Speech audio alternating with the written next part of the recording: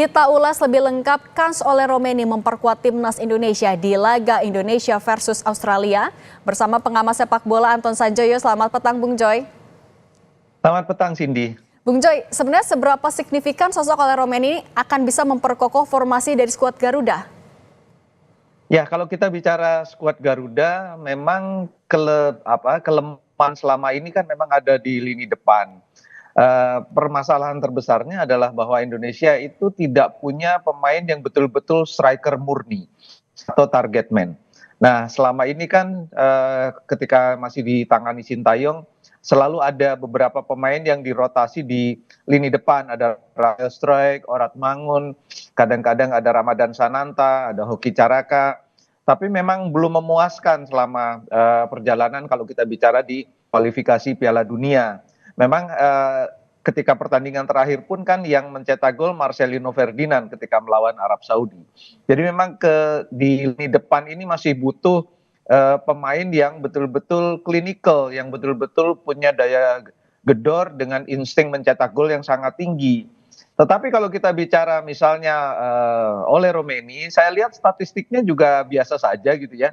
Maksudnya kalau dibandingkan dengan Rafael Struijk, statistiknya juga tidak terlalu istimewa.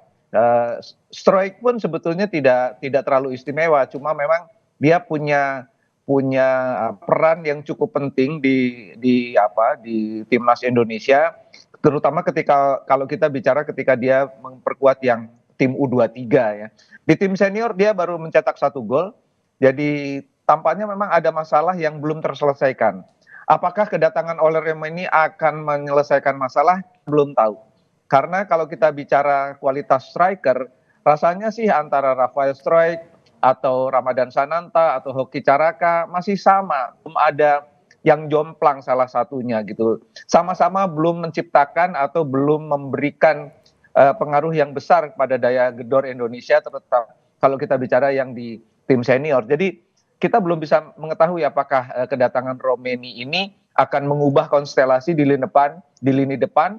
Kalau dia datang dan otomatis dipakai oleh Patrick Kluivert, pasti ada yang tersisih kan. Kita nggak tahu siapa yang tersisih, apa Sananta, apa Hoki Caraka, atau siapa, kita belum tahu. Tapi apakah Bung Joy, kalau dibandingkan juga dengan background dari Patrick Kluivert, apakah akan cocok nih dengan gaya bermain yang memang cenderung akan menyerang dan agresif?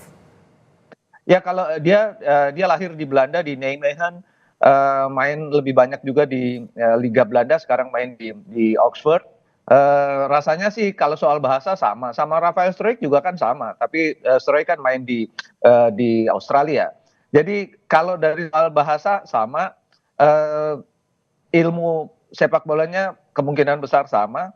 Jadi mungkin komunikasinya akan lebih lancar gitu ya. Tapi apakah dia langsung bisa efektif? Karena Indonesia menghadapi laga yang sangat penting kan, menghadapi Australia di Sydney, kemudian menghadapi Bahrain di Jakarta, kemudian menghadapi Cina. Menghadapi Australia menurut saya titik di mana Kluivert ini betul-betul harus membuktikan bahwa dia memang layak ya menangani timnas Indonesia menggantikan Sintayong. Tapi meskipun kalah katakanlah melawan Australia, masih ada laga melawan Bahrain. Jadi Bahrain adalah kunci. Kalau kalah atau draw melawan Bahrain, saya rasa memang Indonesia butuh berpikir ulang apakah ini memang benar Pilihan yang tepat atau tidak. penunjukan Kluivert gitu. Tapi kan targetnya juga berubah. Dari Pak Erick kan mengatakan Indonesia tidak menargetkan lolos langsung ke Piala Dunia 2026.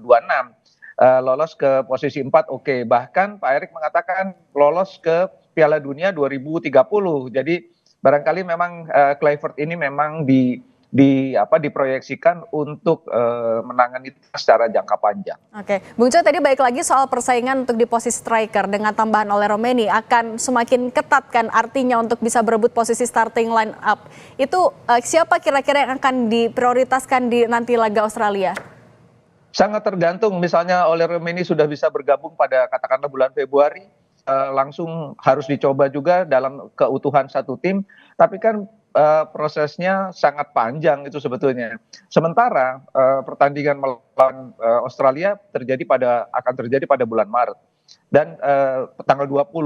H-7 tanggal 20, tanggal 13. Apakah Romeni bisa bergabung pada tanggal 13 lalu kemudian dicoba kemudian ada feeling dari Kluivert bahwa oh ya pemain ini bisa menjadi andalan, atau pemain lain yang masih punya kesempatan, Ramadan Sananta misalnya, Hoki Caraka, Stroik atau Orat Mangun, belum ada yang tahu.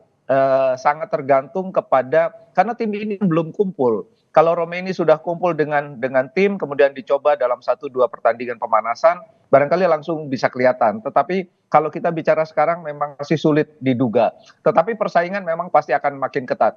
Karena kan entry form by name-nya di DSP kan tidak bisa tambah, tetap 23 atau 24. Jadi pasti ada pemain yang dicoret kalau Romeni masuk.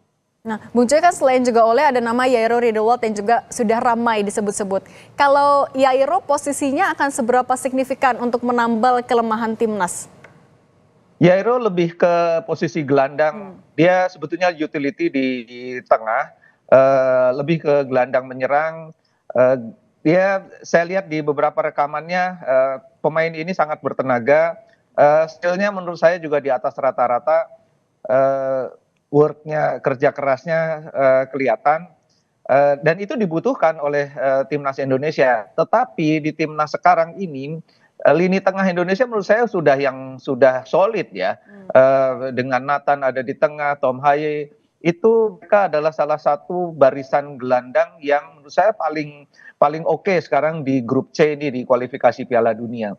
Jadi menurut saya kalau di lini tengah atau dia dipatok di pemain yang bisa gelandang menyerang, saya rasa tidak terlalu mengubah konstelasi di tim nasional. Kecuali dia punya posisi lain yang sekarang menurut saya jauh lebih penting adalah memikirkan memang lini depan.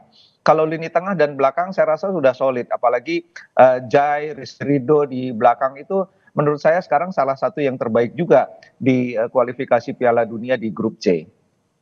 Artinya tapi Yairo akan bisa semakin memperkuat di bagian pertahanan, tapi tetap PR-nya adalah di lini depan untuk di striker ya? PR terbesar memang di lini depan. Kalau kita lihat seluruh catatan statistik Indonesia, itu lebih banyak pemain belakang atau pemain tengah yang mencetak gol.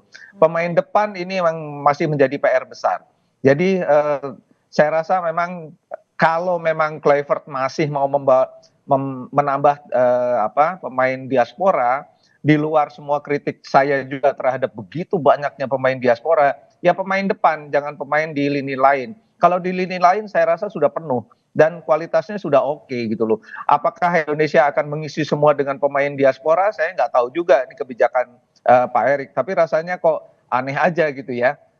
Kalau memang mau cari striker, yang ada hanya oleh Romeni ya silahkan dicoba saja. Tapi rasanya sih kalau lihat dari catatan statistiknya nggak lebih istimewa daripada Rafael Stroik si oleh Romeni ini. Nah, Bung Joy kan lagi-lagi soal kesetaraan pemberian kesempatan untuk pemain liga kan ini selalu jadi pertanyaan. Dengan waktu yang singkat, apakah Kluivert akan punya waktu yang cukup untuk misalnya menjaring juga untuk pemain lokal untuk bisa ikut berlaga nanti melawan Australia? Ya, dia janji akan kembali kan. Kita belum tahu dia mau kembali kapan, karena dia harus muter kan ke Liga 1 kan, melihat potensi-potensi yang ada, lalu yang sudah ada sekarang di skuad juga dia akan lihat lagi apakah menit bermainnya cukup, karena dia mengatakan dia tidak akan memakai pemain yang menit bermainnya di klub tidak cukup menurut dia gitu loh. Nah, yang dia kan harus muter di Liga 1, kita nggak tahu. Tapi kalau dia punya waktu yang cukup, harusnya sih dia bisa menemukan striker lain ya, yang bisa dia pakai untuk timnas Indonesia. Karena kan sebetulnya Indonesia juga nggak kekurangan striker gitu. Cuma memang di tim-tim besar itu rata-rata strikernya memang orang asing juga. Artinya memang kerja keras dari Kluivert dan timnya ini untuk melihat, untuk menjadi talent scouter, muter ke Liga 1 ya, pertandingan Liga 1 untuk melihat bakat-bakat yang ada di sana. Oke, kita nantikan nanti bulan Maret. Terima kasih Bung Joy, pengamat sepak bola sudah berbagi di Kompas Petang. Sehat selalu.